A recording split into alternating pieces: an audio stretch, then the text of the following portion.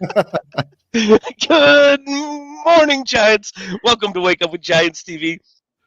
Today, guess what? We're going to find spirit and return to self. We're going to have a freaking great time doing it. It's time to wake up the inner giant. Boom.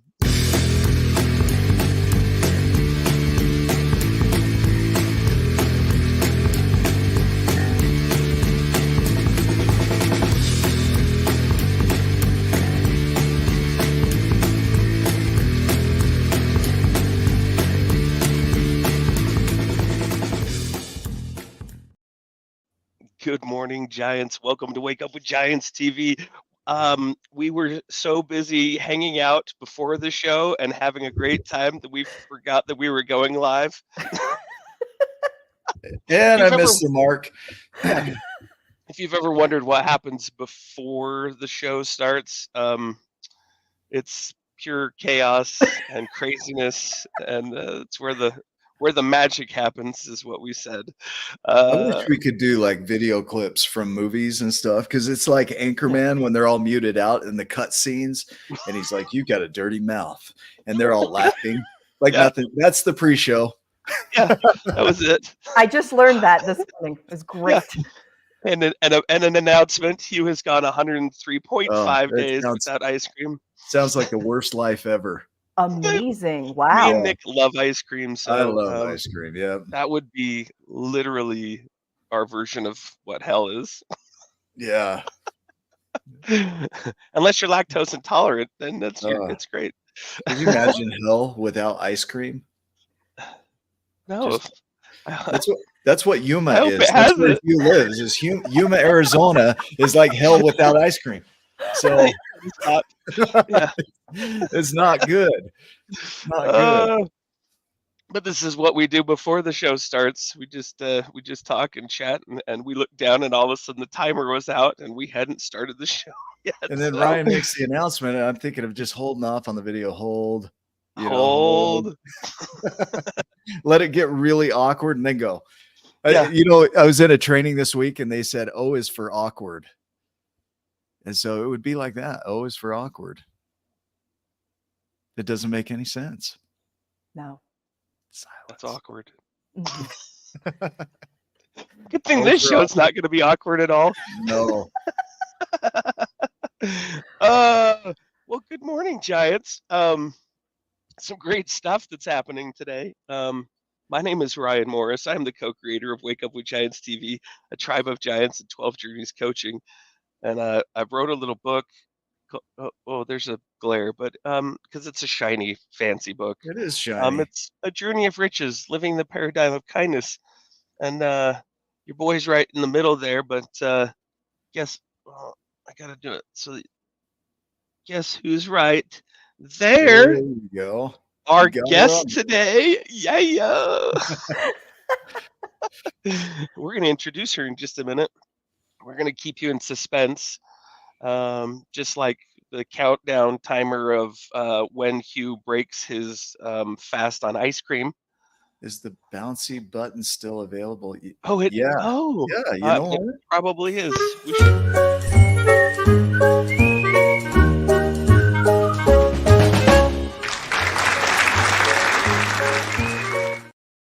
I think that's the one. That's the bouncy button. Still available. I forgot about that. Just for you, Hugh. Oh my gosh. Well, we've got some great things coming. Oh, and I should introduce Nick. I mean, since he's kind of the reason this whole dang thing started, Nicholas T. Smith is the other half of all those things that I helped create too, and the author of The Giants and the Smalls. Let's Wake Up with Giants TV, a tribe of giants, 12 journeys coaching, The Tortoise's Hair. He's written about 4 trillion books before he was 13 years old, and we keep finding them. Yeah, so we'll keep releasing them. Yeah, there's more to come. I keep finding more. I'm like, oh, I'm going to release that. I like that. Yeah. And they become relevant and more relevant, and I don't know. The dude is an amazing human being. I'm grateful to be his business partner and friend, and he is my giant. So that's Nicholas T. Smith. Thank you, man. Yeah. And we have a PSA for those that invested in the tortoise's hair, because a lot of you did. We haven't forgotten about you. So the tortoise's hair is in print. We're getting it released. So we spent all the money building the book, and now we're raising the funds to send the book out to you. So please don't send any additional that way unless you haven't bought the book Or yet. hate And mail. send us thousands of dollars, and then we'll We be haven't good. we haven't gotten any hate mail. No, but we will get you taken care of before the end of the year. We're committed to that. And upcoming on the 20th of October, we have SG15, which is our 15th cohort of the 12 Journeys program. And we are doing a ridiculous offer of to celebrate and $225. Return the favor. So we are not going to do that forever.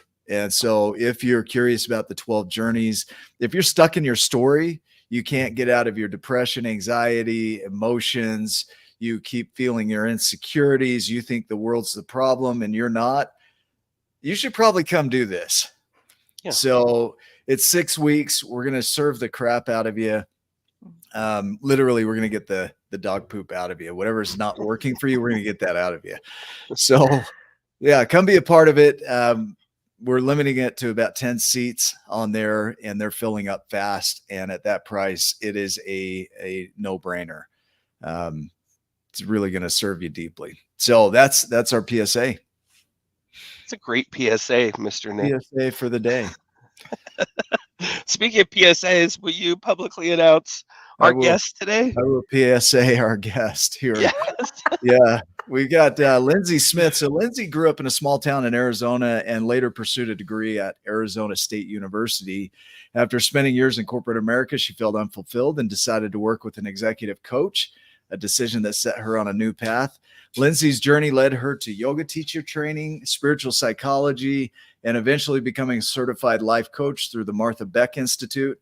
Now she combines her business experience with spiritual insights to help others reconnect with themselves and live joyful, purpose-driven lives. So help me welcome Lindsay to the show. It's good to have you here. Thank you. Thank you. Thank you. I'm excited to be here with two of my favorite humans. Yeah, thank you. Ryan said you set a low bar. Is that true? Those were his words, not mine. Yeah. I'm looking forward to this. Because we're going to dive into your journey, and that's our goal here, is to help people see themselves in your journey. Mm-hmm. Our ideal is to help people take ownership of their lives and recognize they're the ones with the power, that the giant already is in there, and that there's no becoming the giant in a way. There's unbecoming everything that makes you small. And so that's where we want to help them rewrite their story. And we do that through your experience. And so my vision with this, and you might take us in another direction here, is to really explore where you came from. Like what was going on in your world? There's probably a time in your life where you thought you were somebody, you thought you were somebody else, you were programmed to be somebody, and you woke up to that. Can you kind of lead us into what was life like prior to your waking up? Oh, there's so much to that. Where to sort of begin with that? You know, a lot of my growing up years, there was a big emphasis on the importance of education, right? So in school, I was, going along, pursuing really high grades, taking advanced placement classes, very, very focused on, getting to college, then going to college. I got to college, and that was one of the turning points in my life. I sort of was like, oh my gosh, I'm 18 years old, and I'm expected to know what I want to do for the rest of my life. Like that felt very overwhelming to me at the time. And so That's how I feel at 43. Fair, very fair. I mean, I think we're I'm only 43. Ask you to know now. Right. We're always. Yeah, I got a half a life ahead of me. Like what? Yeah. Put pressure on me. Absolutely. Yeah. And the things that we do now, we may change and shift those over time, right? And so at 18, I was really feeling like, oh my gosh, what am I supposed to be doing? And so I started, studying psychology, but very quickly realized that in order to do something with that, you needed a master's or a PhD. And I had been going to school since preschool, kindergarten, K through 12, and I was sort of over school. And so I did what I felt was practical, I guess is the way I would describe it, and switched to business. And so I then, spent a ton of time in business in corporate America and learned a lot along the way. But very often, had these junctions where I felt super unfulfilled, right? There were things that, the world was telling me I was really good at, right? Like project management, and I would get awards and be applauded for those things. But like inside, I wasn't feeling like, wow, I have a lot of passion and excitement and things around that. And so I am sharing all this because I think when I think about like what I felt like the world was telling me was like, education is important. And then, oh, here's the thing that you're good at, and we're going to applaud you and financially compensate you for that. And it was sort of like, regardless of what was happening inside of me and how I was actually feeling and what I was actually experiencing. And so I think a lot of times we go a long ways on our journey before we, stop and turn inward and actually say, like, is this working? Is this what I'm wanting to do? Does this bring me any sort of joy and fulfillment and meaning and things? And often it takes a while to get there. And I know it certainly did, for me. So that's, I guess, a fairly short answer to, a lot of different, facets that I think were external coming in, but specific to kind of my journey with my career for sure. I had a conversation yesterday with a friend about, our non-consciousness, who we think we are. And we all have programming, every one of us, and it's different. There's a study that showed that 500 neurons have as many neural connections coming off of them as there are atoms in the observable universe. So you think about the combination that could come off of 500 neurons, and we have 86 billion of those each of us does. So you think about the complexity of humanness and who we are, our personalities, our identities, our characters. Like, they're so unique person to person. So we can't go to another person and say, I need you to be exactly like me. It's impossible that they could, because our experiences are so different. But that becomes the basement of our home, basically. We have all these things locked away in that subconscious world that are just running behind the scenes, and we kind of lock them away. We don't really pay attention to them. We get in our justifications about them, our judgments about them, and they kind of stay in the basement, so to speak, but they run the house.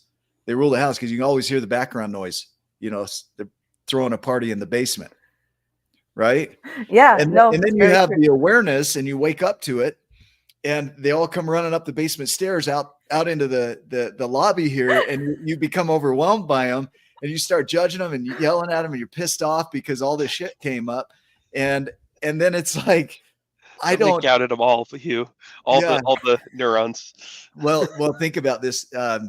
They do it mathematically, Hugh, by the way. They do a sampling, but they did map out an entire fruit fly's neural connections, every single neuron in a fruit fly.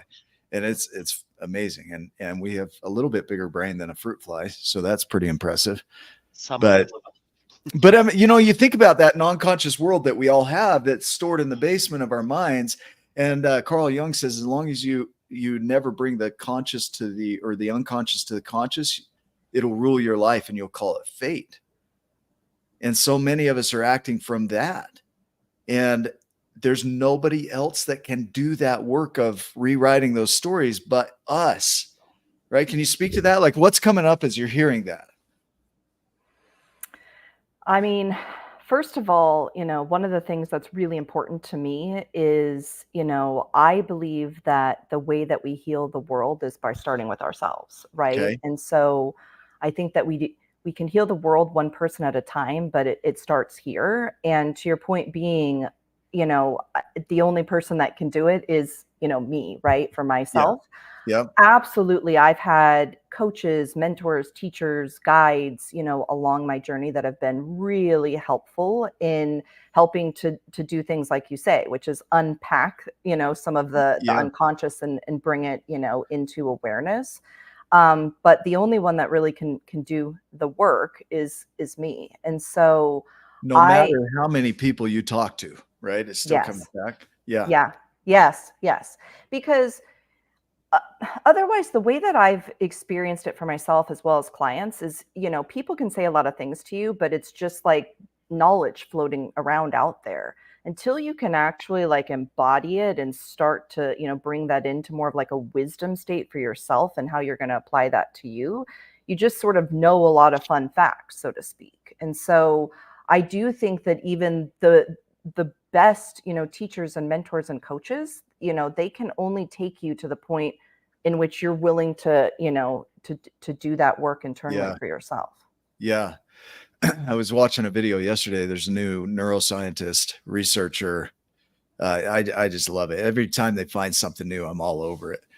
But he talks about emotions and attention. Just attention alone is enough to change 90% of your patterns. Attention alone. And most of us won't give our attention to it. And what I love about the word attention is it comes from the Latin intendere or attendere, which means to stretch toward something. So when you give attention to something, you're basically growing it. And I think in terms of like an attending physician, right? They help the healer or the person heal, but they just attend to it. They give attention to that person until they heal themselves. And so, but when it comes to our world, we don't give enough attention to what's going on in here. Our attention is stripped and out here of what other people are doing. We're numbing out, through social media, doom scrolling, addictions, ice cream, right? Whatever it is, we did that last night, Hugh. Yeah.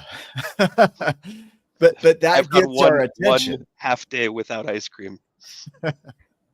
So can you like, this is where I think we all get stuck, is that the attention that we could be giving to that inner world is being stripped. We're giving it out here. We're constantly projecting on other people what's going on in our inner world, and it's their fault because we're projecting what's going on in here on them. And then that gets the attention, not what's going on in here. Can you kind of speak to that and share some additional insights there? Yeah, I think and I'm feeling ranty today, by the way. So no, I love it. Yeah. I love the ranty.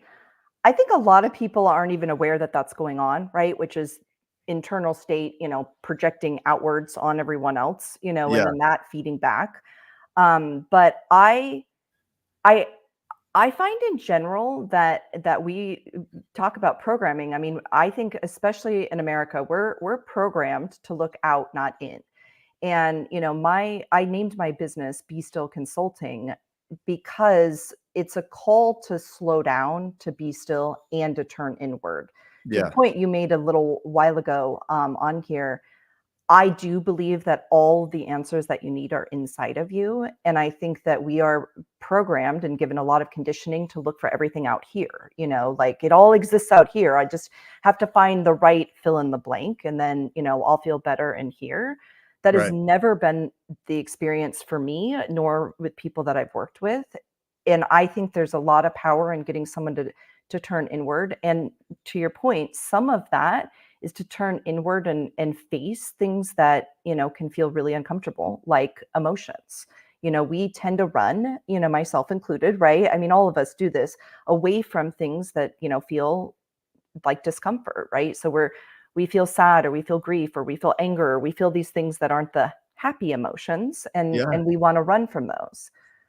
I've had to learn, and sometimes almost the hard way, that there aren't good and bad emotions. They're all just giving us information. And so even the ones that seem bad or hard or, darker, those are just providing us with information, and our teachers just alongside the ones that are, happier, like joy, right?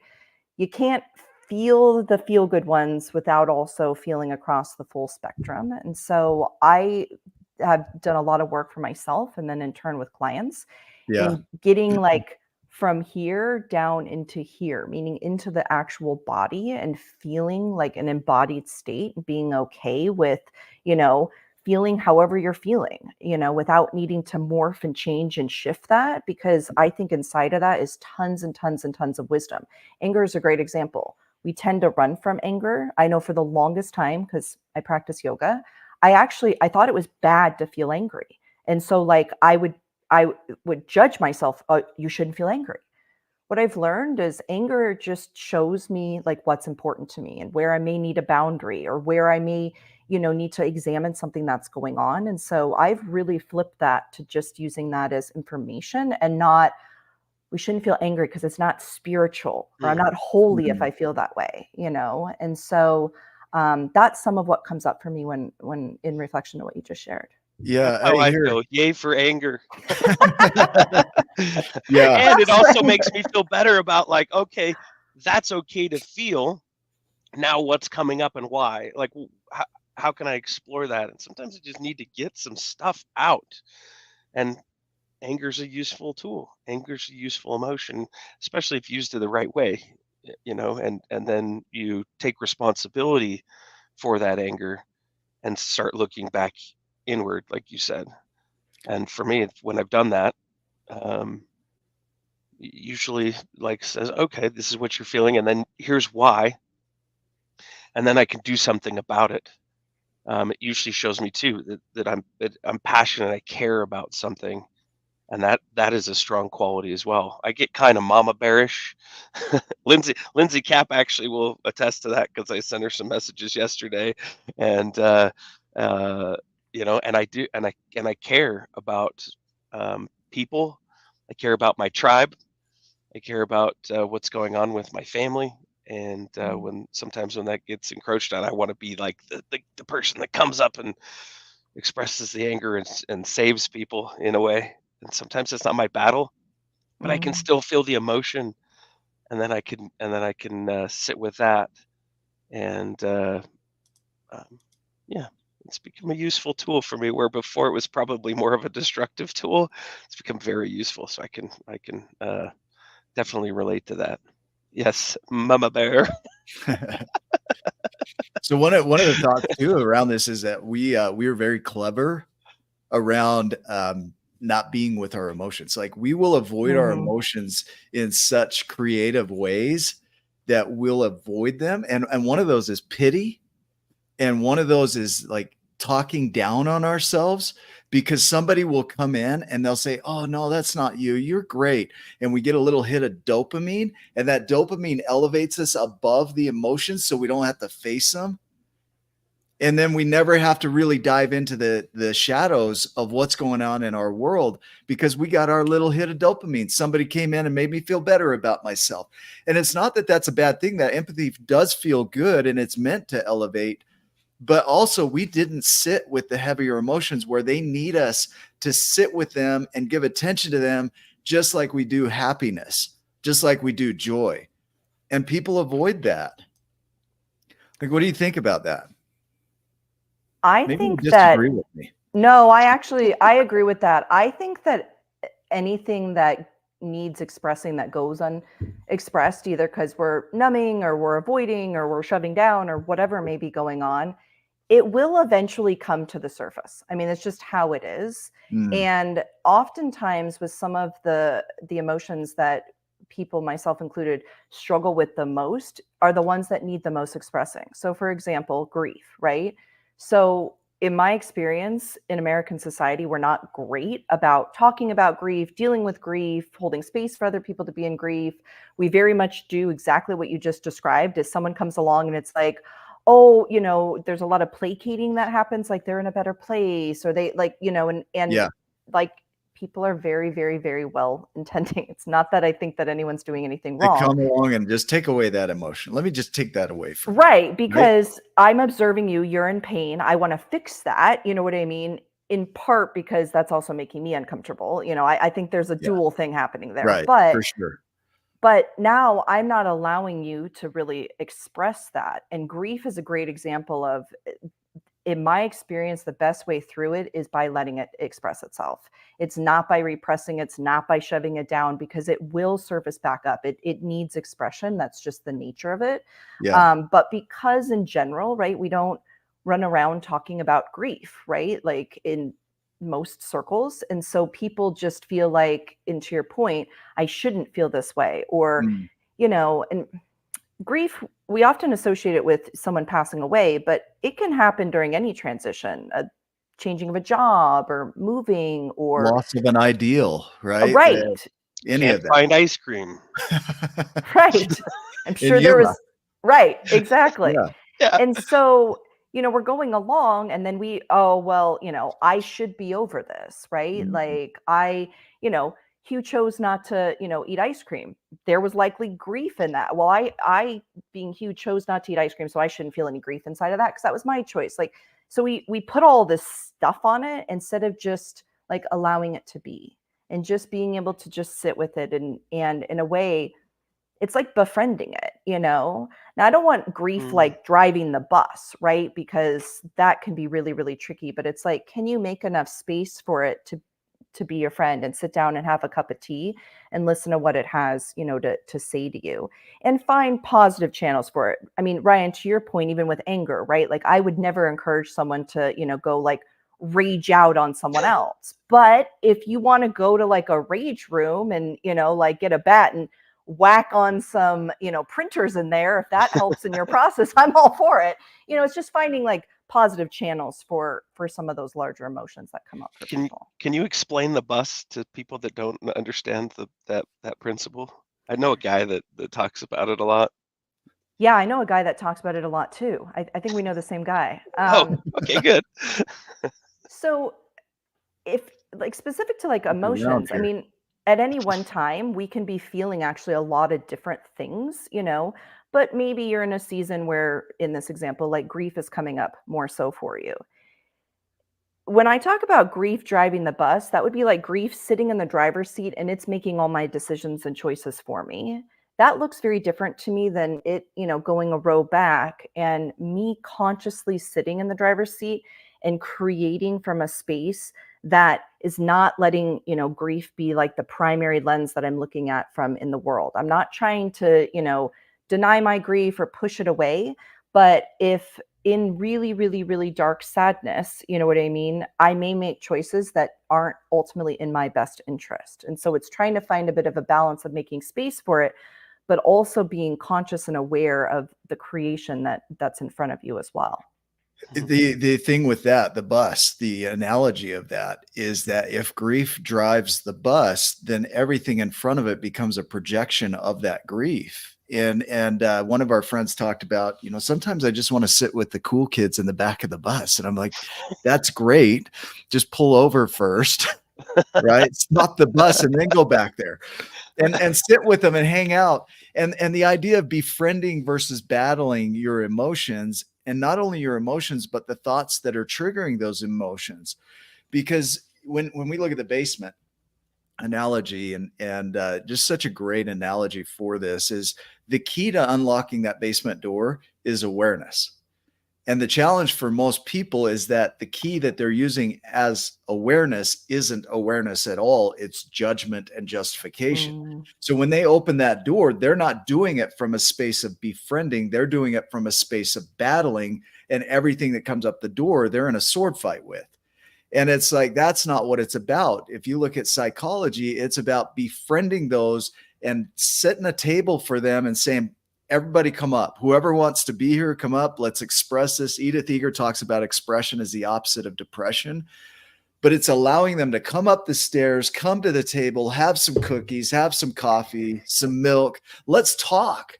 Let's fully feel this. And most people, many people, let's say it that way, can't. It's so intense that what they do instead is they jump on social media and doom scroll. They jump in and see what everybody else is doing. They get involved in other people's drama. They judge themselves harshly, or they pity parties so that people will make them feel better about themselves, right? And they don't have to face what's in the basement. I just think like what you're saying about emotions is they are the key. They are the I guess the trigger point that tells you need to pay attention. And then you can dive in, because I'm going to go off a little bit and then I'll pull you back in here. The thoughts and emotions are just radiating from what's here. So as soon as you change this, thoughts and emotions change around that. But those are the things that tell you there's something to pay attention to. What are your thoughts around that? And emotion? I mean, I've always seen emotions really just as energy in motion, right? And so what I mean by that is you take any of them, anger, joy, whatever, right? Like it's coming through and it will ultimately pass. Where I find that it gets stuck is when we do exactly what you just described, which is we're fighting it, we're battling it, we're judging it, which is what most of us do, many of us, right? Is something comes up that we deem in our minds as undesirable. And it's like, oh, well, and this happens a lot in spiritual communities, right? Like, but I've done all the work. Like, I shouldn't, fill in the blank for some type of experience that you're having. You know what I mean? Like, I should be so spiritual now that I never get, frustrated in line at the grocery store or like whatever. Like, and so we sort of do this weird internal gaslighting thing to act like what's actually present is not actually happening, right? And so you're talking yourself out of like an experience that's happening, right? And so I'm just like, these things are like the ocean. They come up, they come down. But when they come up and they're sort of like stuck in there and they have nowhere to go because you're shoving them down, you're not letting them just sort of, flow through, that's when I find that they can give us a lot more trouble than if we just sort of like the ocean wave, we're letting them come, we're letting them go. And what we definitely know, we've all had this experience, you can be at your highest of highs and then your lowest of lows in a very small period of time. This isn't like, weeks or months or years where, you can have those kind of, swings and shifts. And so that stuff's always changing and transitioning, inside of each and every one of us, for sure. Yeah. So it really, the way out though, so speaking to attention is that what we give our attention to grows. What we strip our attention from dies. It falls off. But what we never pay attention to in our basement just gets to run free. It's not getting anything. It's not getting non-attention or attention. It's just kind of in this neutral space where it just gets automated and it gets to run. And until we bring that unconsciousness to the surface, it will continue to rule our lives. And we think it's everybody else. Byron Katie talks about it. She says that we continue to put the information out there like it's somebody else's problem. And as long as it's out there, there's no hope. You're always the victim in your own world of your own story, and you're suffering in paradise. And the truth is, you look at this world, it's always paradise. The way we look at it isn't. And so that's the thing where I think people can really wake up is we're constantly judging ourselves against other people. We're finding ourselves unworthy, unwanting, not good enough in relation to money, in relation to time, in relation to relationships. Like, we are so hard on ourselves that we can't even heal because we can't hear past our own stories and judgments. What did that bring up?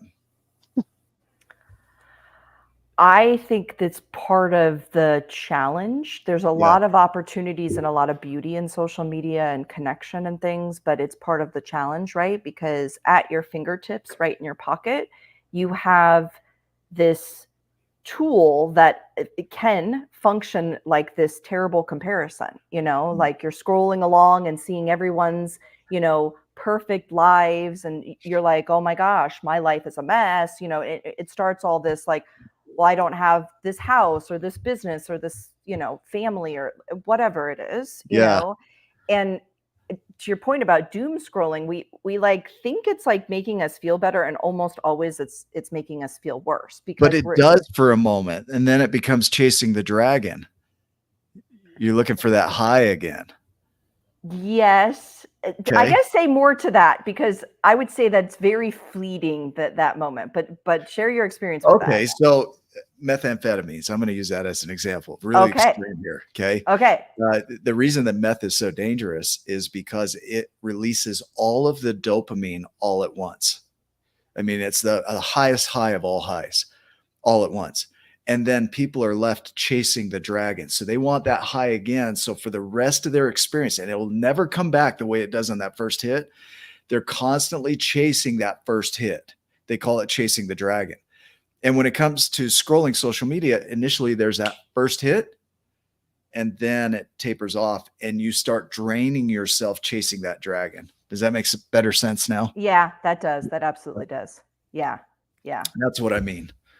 And so in a similar way, you know what I mean? Like, addicts will take more and more and more and more of a substance. I do think that that's happening with social media, right? Yeah. Where instead of a few minutes of scrolling, this is turning into 20, 40, 60, 80, however many, you know Days. what I mean, minutes. Yeah. I mean, right. Like, and so, and all of that, right, is this external sort of feeding in that I think creates shame spirals and all sorts of things internal to a lot of people, because there is this comparison game going on. There is this like, oh man, that person has their life together and I don't type of energy, you know? And I'm always like, you're just seeing a sliver of someone's life online. You have no idea, you know, what's going on.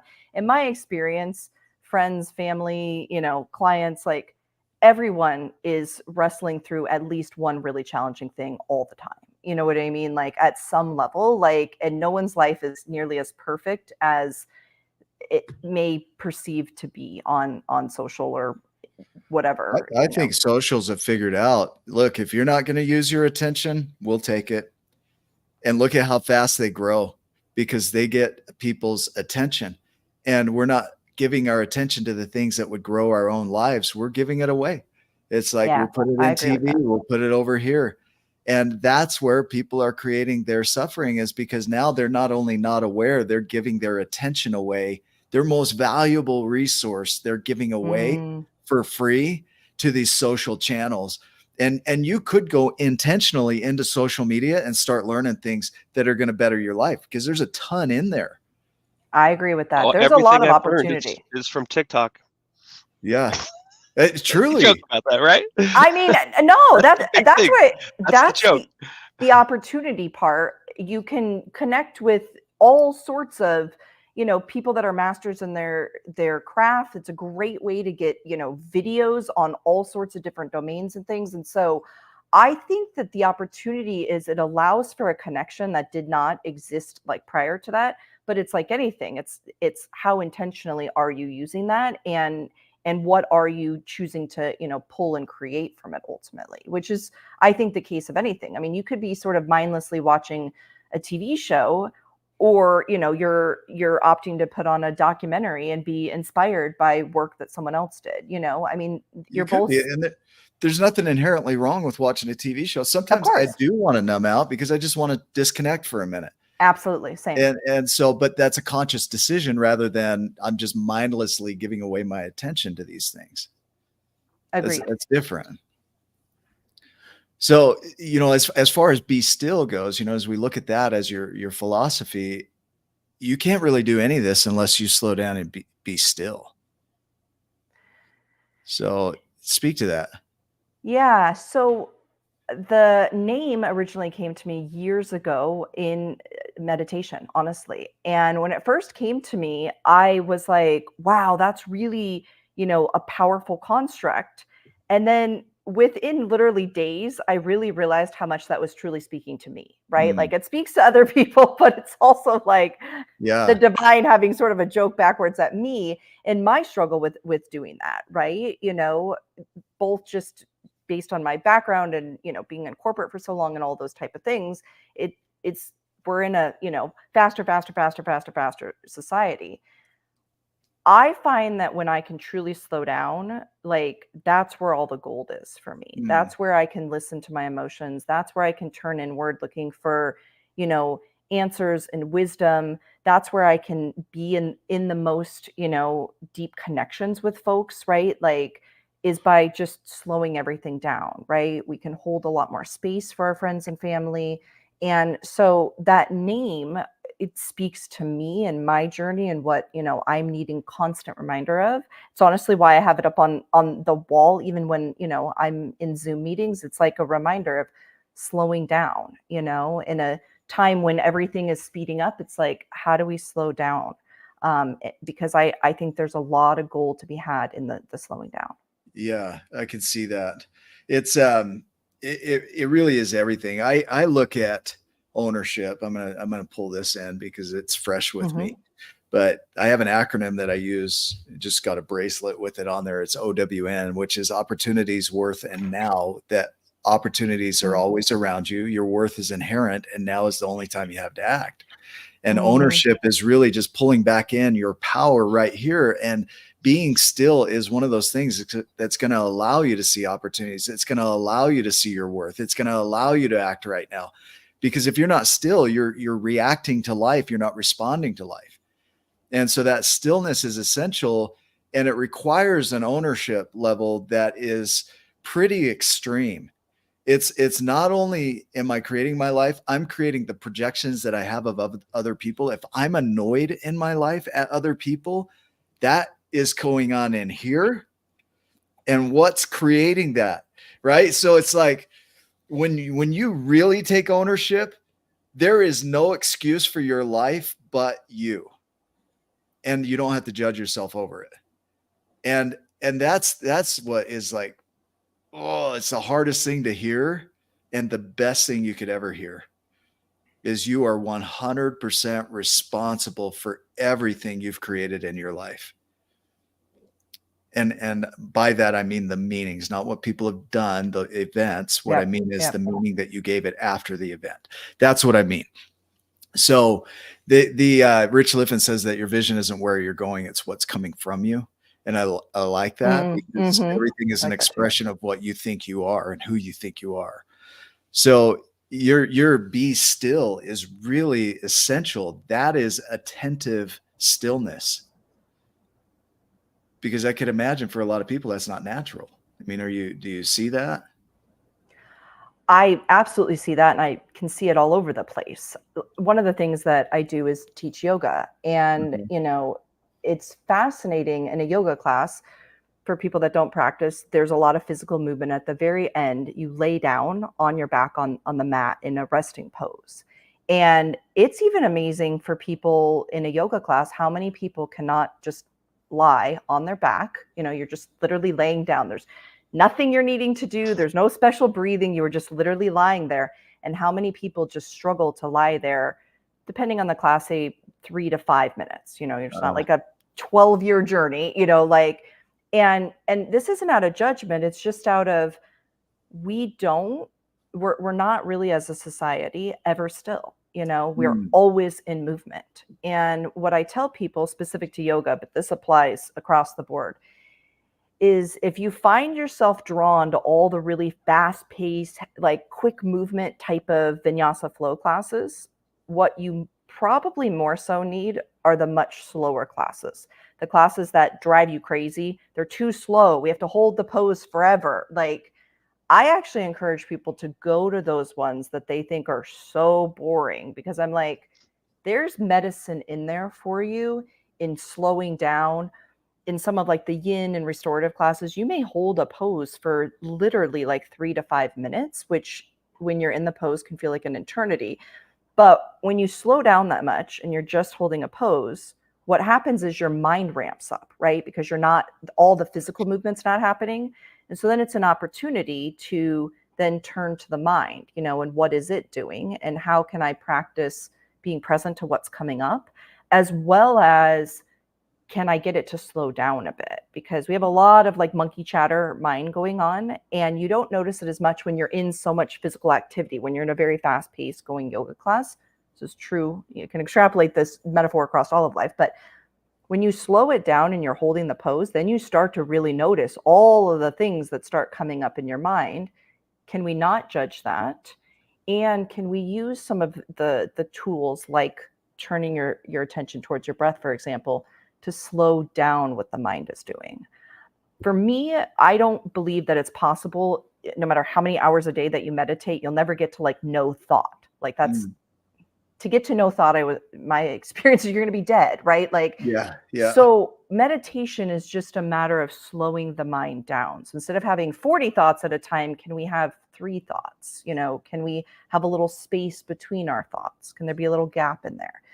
And so part of that whole process for me, I mean, that I'm talking about yoga, but again, you can extrapolate it. When we get to this place where we can slow down, that's where we can start to really do a lot of the awareness work and just notice what our mind is doing. Notice the stories we're telling ourselves. And it's really incredible, even just in a yoga class, you're comparing yourself to the neighbor next to you. You're thinking about dinner that's to come. You're like, I mean, the mind is doing so many things. And it's just like, man, I'm just trying to like hold this pose. Yeah. I think, when it comes to thoughts, we have 50,000 to 70,000 a day, right? There's 84,600 seconds in a day, something like that. We have 0.8 thoughts a second. And I think paying attention to the thoughts to try and change our lives is like trying to grab a flame off a fire to change the fire. It's going to burn a little bit and it's fleeting. Yeah. It only sticks around for so long.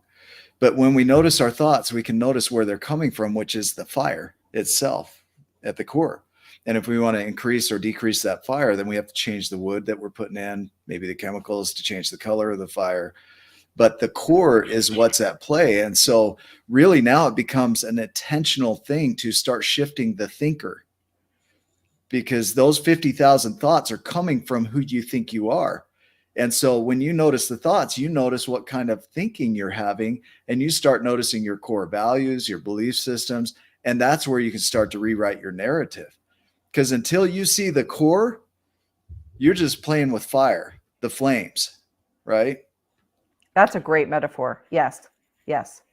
So Do you have other ways too yoga is a fantastic tool. Do you have other ways to help people to calm their mind and slow down? Because for I know for me in my life too, like I tend to be the bouncing all over the place kind of guy, but I have found as I slow down, when I slow down, that is when I can connect and I get my best insights. I can see myself for my true self more fully when I slow down. But it's a practice, and sometimes it's like some people might say, well, yoga's not necessarily the thing that I want to do. Is there other tools that you use, or what would you tell clients that you talk to, other ways to slow down the old monkey mind? Yeah, I mean, I think a huge part of it is just being intentional, right? So if, yoga and meditation aren't for you, could you just take 5 minutes in the morning and not be on your phone, not be doing anything, and just be present with yourself and just notice? And sometimes, I'll encourage someone to, start just with a body scan. So literally just like noticing your toes, not judging them, not changing them, not moving them, not doing anything with them, just noticing your toes. And then noticing your feet, noticing your heels. And so literally just kind of like working your way up, through a body scan. And what you'll notice is inevitably some part of your body may feel sore, possibly from working out, or maybe you tweaked your neck and how you slept or whatever. And you can just become a little bit more present to just even how your physical body is showing up. Very often, like we have small injuries or hurts or things and we don't even notice them because we just, alarm goes off, we're out of bed, we're doing the thing and da da da da. And so there can even just be a practice in, I'm going to, do a slow body scan of my body and just bring some awareness to physically, what's going on for me. Or, oh, I'm noticing that, my stomach is really tight this morning, not judging it. I'm literally just noticing it. It's like, oh, I'm noticing that, and kind of working your way through. So I think there's lots of opportunities that don't have to fall under, yoga or meditation, but it's how like radically present can I get? Another thing that I love doing is using gratitude as a tool to become present. And not like high level gratitude statements, but like current, like present moment gratitude. So for example, if I was going to do some rolling gratitude in this morning, I'm really grateful to be on the show and get to share ideas and space with the two of you. I'm, grateful that, my internet is working. I'm grateful that my dog, who was like running around like a crazy person right before this, has calmed down and is a lot quieter. I was very concerned about that. I'm grateful that she sort of found her happy spot so that we could do this and not have her sort of zooming around. And so, but choosing things in this very, very, very moment. I'm grateful for my health. I was supposed to be on the show several weeks back and at the last minute was unhealthy. And so I'm grateful that I'm healthy so I can be here.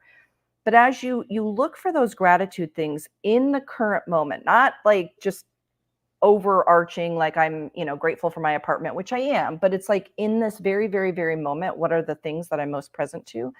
The mind starts to get really, really present. The more that you're in presence, the more I find things start to slow down a bit, because we're not, backwards, we're not forwards. We're literally just existing in this space, current state. Yeah. That's beautiful. The presence, right? The difficulty that I think people have is they are not present, they're judging. And Carl Jung says people judge because it's easier than thinking.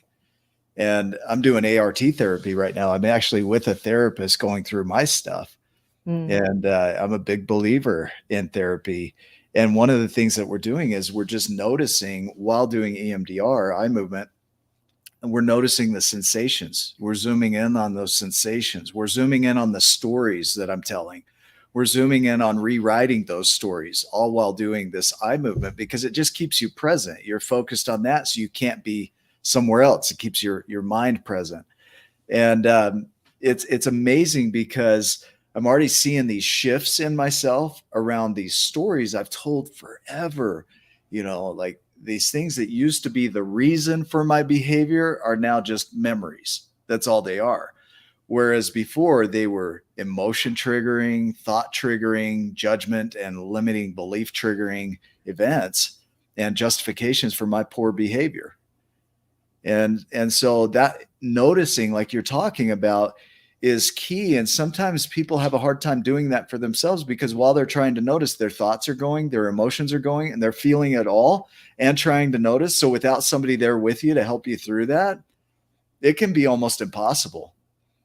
And so that's where I'm really grateful for people like you, people like us in our programs, my therapist, that I can sit with and just be present to that with somebody that's going to help me stay on track with it. Do you think that's important? Do you think that people can do it? I mean, my view is you can, but you need an outside tool or person to do it. I think that having an outside tool or person makes it exponentially easier for you. I really do, because still possible, but yeah, because of all that you mentioned around, it's like someone to help you like tease through everything that's going on inside of you, right? And so a good therapist or coach, right, they can create mirroring for you that it's just difficult, right? Like I always tell people, if you could get out of the situation that you're currently in, you would have, right? Like, because we inherently want to do well for ourselves, and do well for our loved ones. And like, it's not like we wake up in the morning and are like, how can I have the crappiest day today ever, right? Like a whole bunch of things happen, you know what I mean? And maybe we horrible. Right. Like, like the average person is not thinking that when they wake up in the morning. A bunch of things happen, and maybe at the end of the day, that's, your reflection backwards. But there is so much for all of us, that have, experienced life, right? You've been on the planet 20, 30, 40, 50, 60, however many years.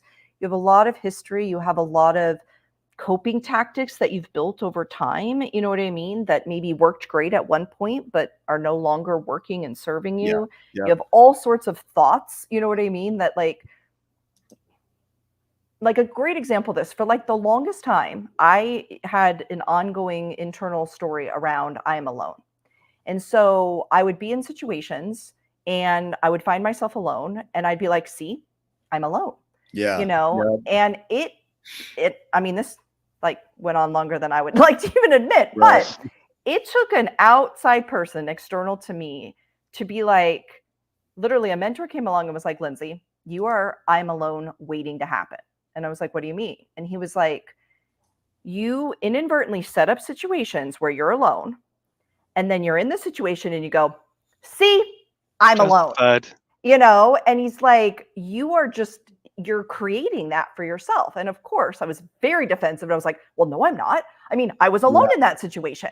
And he was like, and so we spent a long time unpacking that until I could really see that. And a lot of it was unconscious, obviously. I was not like purposely being like, how can I set up the maximum amount of situations to make me feel alone? Right. Like, I mean, really tricky. Like, or like, that's insane. No one's doing that, right? Me.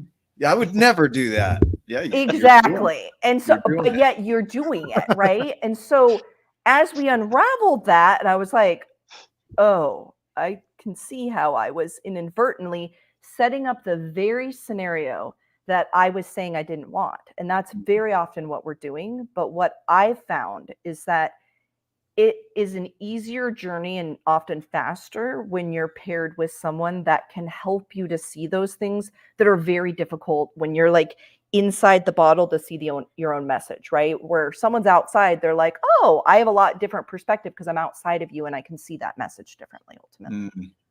Well, and in relationships, it can be difficult to express because we get this attachment to the way they respond.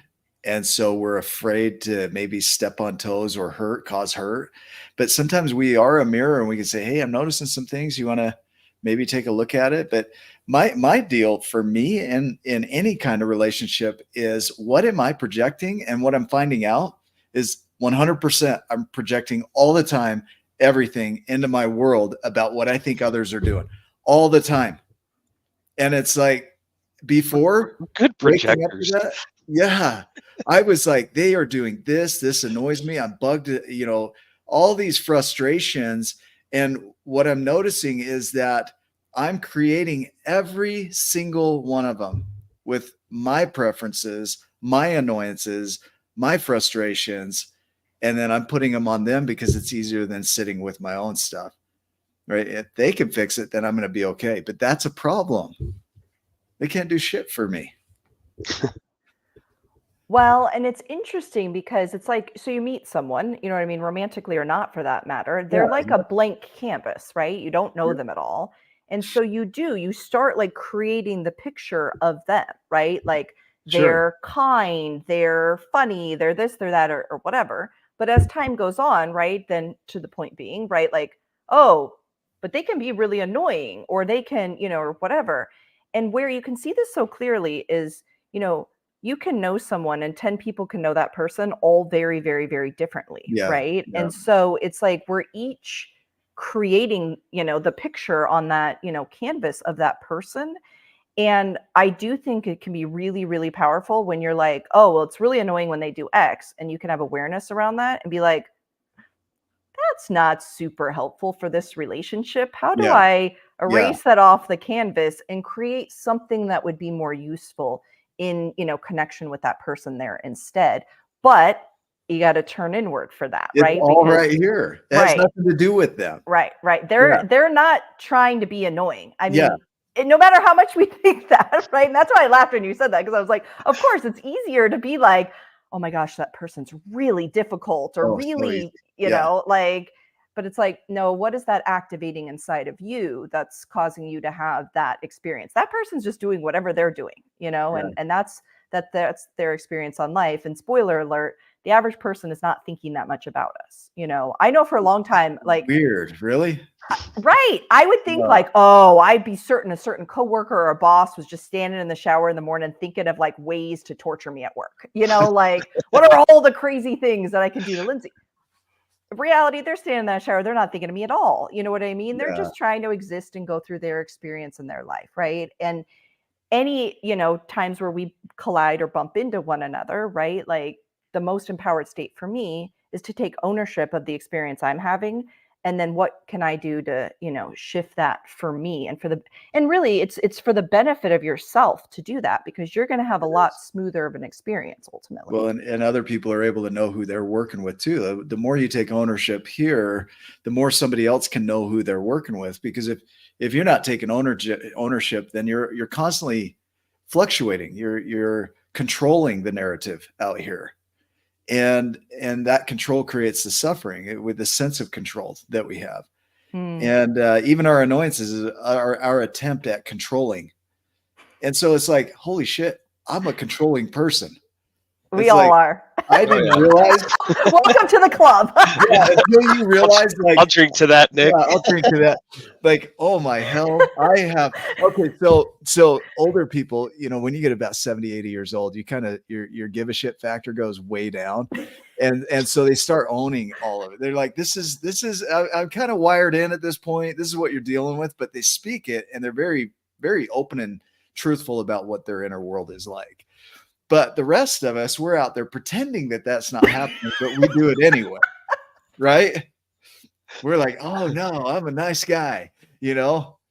And it's like, no, you're actually not. You're kind of a dickhead. And so I'm finding that out about myself. And I'm like, oh my gosh, how much suffering have I created for other people by me not wanting to own that? Yeah, or And how much suffering have I created for myself yeah, for, for not seeing that. And yeah, oh my gosh. I yeah, discovered too that I didn't think I was a control freak. Yeah, I like Nick will attest to this. I like things a certain way. It's we all have our preferences and our things, and if the faster that you can see those, the quicker you can shift and adjust and own that's that. it. You go, yeah, okay. And And maybe just there's knowing something to do about there. it, Maybe there's something not to do. just knowing about it isn't enough. Your Yep. your awareness isn't enough to change it. You have to give it attention. Yep. So, and attention alone will transform 90% of your behaviors. Attention alone. That doesn't mean like you have to know the answers to everything, but just noticing and giving it your attention is enough to Like, transform most behaviors.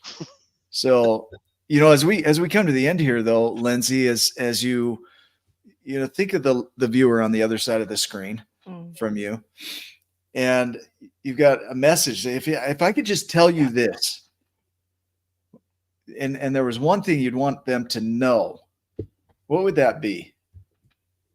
Ooh, we've talked about so many great things.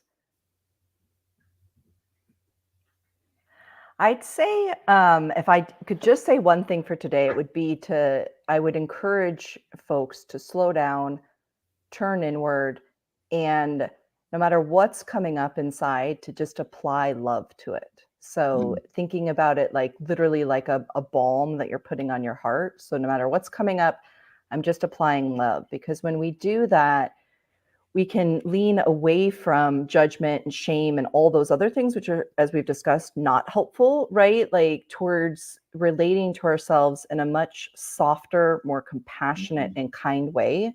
And so as you're doing this type of work, it can be very like uncomfortable, but I think applying love is where we can really find some medicine to the work for sure. So I think I that'd be like. the only thing if I could only say one thing, that's what I would say. No, I like that a lot. And I know there's so much more to say around it, but as a message, applying love to yourself and those parts of you that are struggling, the shadows, the basement stuff, that is huge, because man, people are so critical, self-critical. I know I am. I have this constant comparison that comes up that I'm facing and just sitting with, and holy crap, you don't realize how much it permeates your life until you sit with it. And that giving love to it is just that compassionate stance. If your friend was there telling you this, you would sit with them in compassion and love about it. But what we really need is somebody like your coach who comes along and says, come on, dude, wake up. Look what you're doing. That's what we really need, with love. And that is a With form of love. love, right? Yep. I Yeah. love you so much. I'm not going to let you stay where you currently are, Yeah. because I Mm-hmm. see that that's not creating the result that you're wanting. And so we're going to need to shift that in order to create a different result. Yeah. So 100%. I've had some coaches use anger and use almost blunt force trauma, like the metaphorical punch to the jugular, to get you moving, get you Yeah. say, hey, let's go. Some tough love is still love. It just is what I needed in that moment. But they also know when to um, be gentle, and when to be kind, and when to be softer in those moments too. But sometimes there's something about a cattle prod or a spur to that you need sometimes too. It's like, come on, let's go. Slap on the butt, and you've had your pity party, you've had your thing. Now the awareness is here, and let's go, and I'll help you along the way. And that's what great coaches do. That's what I see in you, Lindsay, is somebody that's been through a lot, that has can take all of those experiences and then help others, because you've been there, to a degree, and so you can empathize with them, love them, sit with them for a minute in what they're going through, and then give them the old little cattle prod and say, "Come on, let's get going." There's a reason why we didn't even know each other were like Yep. Yep. we didn't even know that each other was going to be in this book. Yeah, you didn't. Yeah. And, No, that was and phenomenal. and it was when we both found out, we're like, wait, what? Like, you're writing this book too? Oh my gosh. Like, if there was somebody that was going to come to my mind on kindness, it would be you. Yeah. Somebody that can see inside of other people's true selves even when they can't, and be kind and love them where they're at, and then help them move forward. That's you. Just a wealth of knowledge, a wealth of information, a wealth of experience, that is shifting, not only yourself, but then turning around and helping other people along their journey to make it easier. They still have to do their work. Sometimes it's hard. As an empath, I have a hard time sometimes watching people go through hard things. I want to do it for them. But the more I've learned that they need to do their work, and as they do their work, it's so neat to watch that transformation that occurs, that elevation, and then there's mountains without tops. They see new spots, they see new growth points, and they can continue. And a lot of times they're empowered to then move forward, and then they can go and do the same thing for other people. So you've created a wonderful legacy, Lindsay, of just that. And so thank you for being that in my world, one of the greatest human beings that I know. And so thank you so much for being on our show. Thank you. That was Love you, friend. incredibly beautiful. Love you. Thank you. Thank you both. This has been great fun. So thank you for You're this welcome. morning. Yeah, for everybody watching, go to learn more. Don't go to learn more. I feel like Anchorman right now. I'll just write everything on the screen. I love lamp. Teleprompter. There we go. Here we go. Ron Burgundy will read reading stuff. Yeah, go to. Yeah, I love lamp. Be Still Coaching or Consulting.com. BeStillConsulting.com. Go there, check out Lindsay and her work and what she's doing. We're all in this together. All of us coaches, we're moving in the right direction, the same direction. We want your betterment. That's what we're about. And whether you do her program or the 12 Journeys program, you need to do something for you, whatever speaks to you. And some people are going to align with Lindsay. Some people are going to align with what we do. I know you went through our program and you've had experience with it. Real quick, what are your thoughts around that? How did it impact you? Yeah, I mean, I thought it was great because, first of all, it's just fun, the 12 Journeys and the way that aligns with the book that you wrote, but that there's a whole emphasis on really getting that foundation that you talked about, strong and solid before building on top of it, right? So we very often want to do the fun stuff, which is, vision and legacy and dreams and all of that. And that's great. But a lot of times it's really in service to clean all of this out first so that then you can get clear on what you really want to build on top of that. So we're not building things just because that's what society said to do, or that's what, your mom said, or like whatever, that you're really then creating a future for yourself that's truly of, your highest and best service. And then you can turn and provide your highest and best, out into the world. So I love that nature of, like cleaning all that stuff out first, and then, build up, ultimately from there. Beautiful. For your I think that describes it perfectly. And that's what we're doing, because then that makes programs like what you're doing even more powerful. Like what other people are doing is more powerful because of who's showing up. It's like you don't put dead batteries in a flashlight and call the flashlight faulty. Right. You go out and clean out the batteries and put good ones in. And that's what we do at 12 Journeys. We change out your batteries, change out what's at the core. So it's been a pleasure knowing you. I'm grateful for you as well. You just really are a gem in this world. I remember you reaching out on the kindness book, and Ryan was working on it at the same time. And so it's cool to see you guys collaborate on something together, but separate. Yeah. Right? Exactly. Yeah. The way the universe aligned, that was awesome. It's amazing. Yeah. And for those that are watching, we love you. We do have this program coming up on the 20th. Look into it for you if you're ready to clear out the batteries and really start using programs in a way that really shifts your life, reach out on that. It starts on October 20th at 11 a.m. Go to Lindsay's website and check her out and ask her questions. She'll talk to you. Yeah, You absolutely. go in there and you put in a contact thing, she will actually reach out to you and have a conversation. So there is a real person on the other side of that website. So go do that. We love you. We appreciate you. Come join us at the Tribe of Giants. Share this video with somebody you know could benefit from this today, and tell them why they need to listen to this. And by all means, like, just go subscribe to our channel. I don't know why you haven't done this yet, but go subscribe to our channel on YouTube. It helps us get more visibility. Every single dang time. Every single dang time. So anything else, guys, before we wrap up? It's beautiful. No, but just thank you. Thank you, thank you, thank you. You're welcome. Everybody else, go make it a giant day. We will see you in the next video. Love you too.